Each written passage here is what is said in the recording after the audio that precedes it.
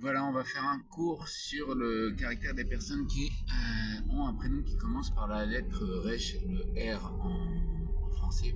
Euh, donc le Resh.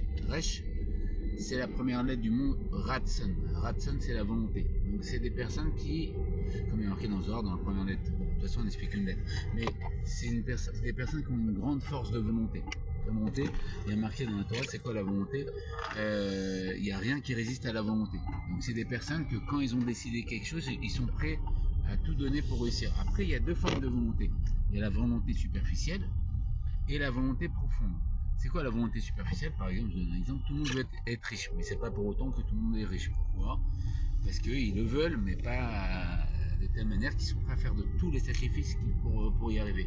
Mais ceux qui sont prêts à faire tous les sacrifices, ça s'appelle la volonté profonde, de mettre toute leur force et de dévoiler des forces cachées, de l'inconscient, donc les cohortes, voilà, et ils font tout pour y arriver, bah, ils y arrivent parce que dans tous les cas, il n'y a rien qui résiste à la volonté.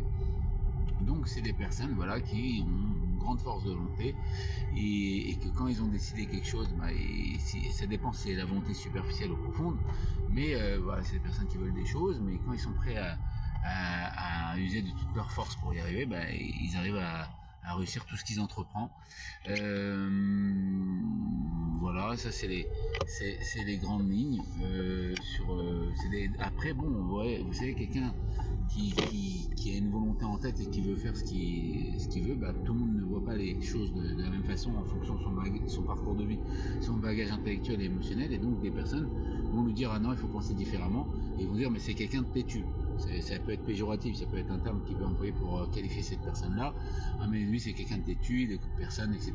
Mais c'est un peu compréhensif dans le sens où si on écoute tout le monde, bah, on fera jamais rien. Donc c'est des personnes qui peuvent être qualifiées en ah bah lui c'est quelqu'un de têtu. Mais en vérité c'est pas quelqu'un de têtu, c'est quelqu'un qui a décidé de faire quelque chose et qui a une grande volonté, qui va au bout et qui se fait pas influencer par qui que ce soit ou refroidir par qui que ce soit. Voilà l'explication du caractère des personnes qui ont un prénom qui commence par la lettre Resh et R en français. Quand on va au troisième étage, Miad Mamash, Amen Vamen, Kedi Ratzin, que de bonnes choses.